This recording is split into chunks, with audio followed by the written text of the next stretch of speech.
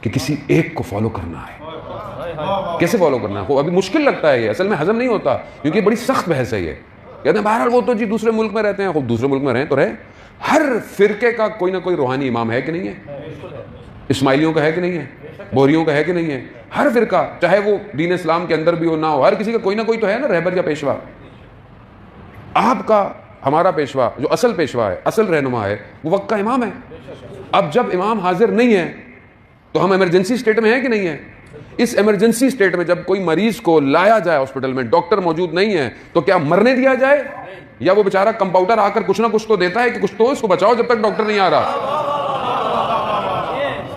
تو عزیزان، اب اس عالم میں جہاں بالکل فشار ہے، پریشر ہے پورے اسلام کے اوپر، اسلام کو ٹکڑے کیا جا رہا ہے، لڑایا جا رہا ہے، مسلمانوں کو آپس میں لڑاؤ، فرقوں کو آپس میں لڑاؤ، ان کے اتحاد کو ختم کرو. مسلمان ملکوں میں دیکھیں نا آپ کیسے مسلمان ملکوں کے اندر جو ہے وہ بیرونی طاقتیں آ رہی ہیں، آپس میں لڑوا رہی ہیں، ادھر مارو، اس کو مارو، فلسطین کو مارو، ان کو مارو، عراق میں اترو. تو کون ہے؟ کون ہوگا آپ کو راستہ دکھائے گا؟ کس کی طرف ہم دیکھیں؟ کون ہمیں بتائے گا؟ مرتے رہیں ایسے کیسے ہو سکتا ہے؟ وہ ماننے والے کہ جو یہ کہتے ہوں کہ رسول خدا نے جانے کے بعد اپنے ولی کو منصب پہ بٹھایا، کیسے ہو سکتا ہے وہ خدا جو نبی کے بعد بھی خالی نہیں چھوڑا، امام کو بھیج رہا ہے، تو غیبت کے اندر بغیر کسی کے آپ کو چھوڑ دے گا؟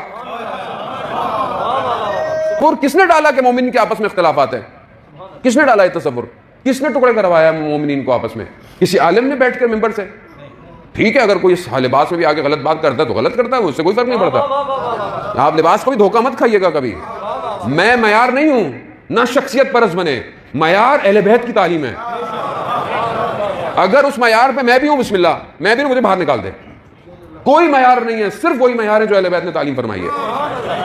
اور اسی معیار پر اگر کوئی گفتگو کرے گا اور اسی سیرت کو اگر اپنی زندگی میں دیکھتے ہیں تو یہ مراجع ہیں جن کی زندگی وہی ہے، جن کی زبان ویسی جیسے ائمہ نے تعلیم فرمائی ہے، اسی طرح دشمن کو للکارتے ہیں، اسی طرح جو ہے وہ دین کی بات کرتے ہیں. زندگیاں ویسی ہیں ان لوگوں کی جیسے ان کے نوکر ہوتے تھے، جیسے ان کے خادم ہوتے تھے.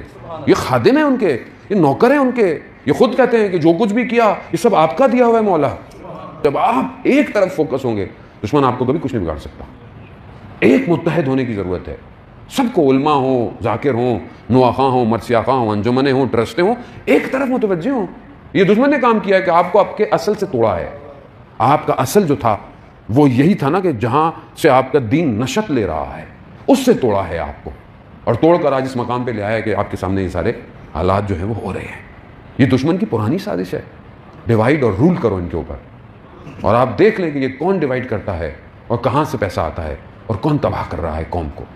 خدا کے لیے ہم نے بہت گریا کروا دیا اپنے وقت کے امام کو. اب اور زیادہ گریا نہ کروائیں. اپنی ذاتوں سے باہر آئیں، اپنے نفسوں سے باہر آئیں، امام کے لیے زندہ رہیں اور امام سے دعا کریں. خدا، میں تو دعا کرتا ہوں مولا سے کہ مولا جو میں کہتا ہوں خدا آپ مجھے توفیق ایسی دیں، خدا کی بارگاہ سے دعا کریں میرے لیے امام زمانہ کو. میں آتا ہوں توسل کرتا ہوں کہ میں وہ کہوں جس سے آپ راضی ہوں. میں کوئی ایسی بات نہ کروں جو میری اپنی ذات کے لیے، میری شہرت کے لیے ہو. اگر ایسی بات ہو تو اس کو ختم کریں میرے پر. صرف آپ کے لیے ہو، آپ کی آمد کے لیے مقدمہ ہو، آپ کے ظہور کے لیے دلوں کی تیاریاں ہوں. ہم اسی طرف بڑے عزیزان محترم. بہرحال شب جمعہ ہے، وہ خدا ہمیں توفیق دے کہ ہم کربلا پہنچیں، واقعاً اصل کربلا پہنچیں.